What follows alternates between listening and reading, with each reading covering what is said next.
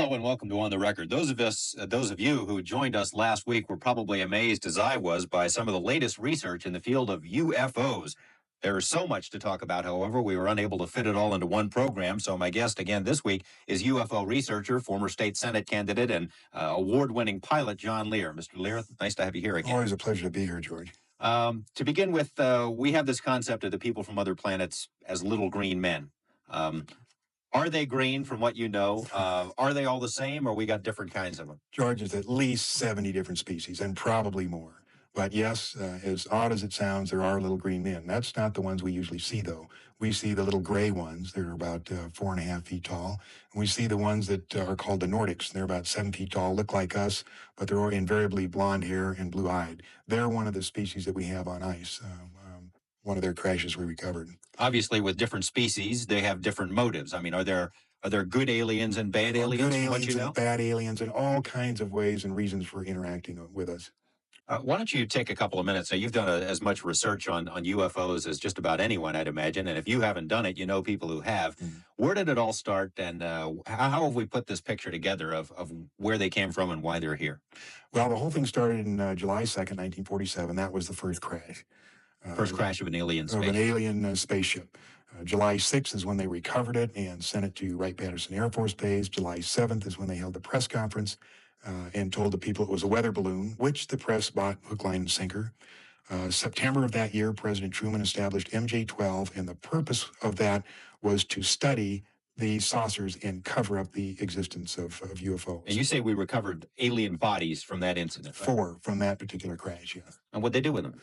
They autopsied him. Dr. Detlef Bronk was the chief surgeon, so to speak. He was the one that named them EBEs. It stands for extraterrestrial biological entities. And we captured 3 live EBEs. They were numbered in their order of capture: EBE-1, EBE-2, and EBE-3. Where did we capture? Where did this happen?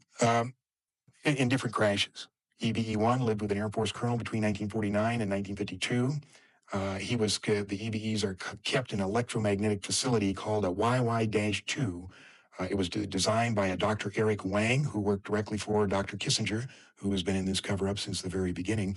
The reason they had to create an electromagnetic facility is the fact that the EBEs are so advanced. They're at least 500 million years advanced from us, and probably more. They can move by thought. Move by thought. And they can also disappear. But they can't move by thought through electromagnetic facilities. So they built this facility.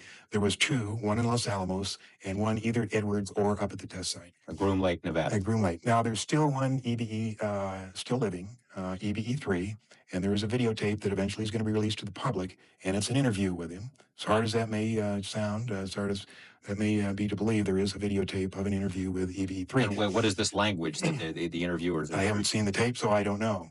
But on this trip I told you I took gathering all this information, a guy in Albuquerque handed me 25 secret CIA memos. And if anything can be humorous in all of this, one of these memos, in the body of the text, it said, by the way, EBE-3 wants to see the ocean. We better make the arrangements or he'll disappear again. So while he couldn't get out of this facility, he could make himself disappear and cause him a lot of trouble.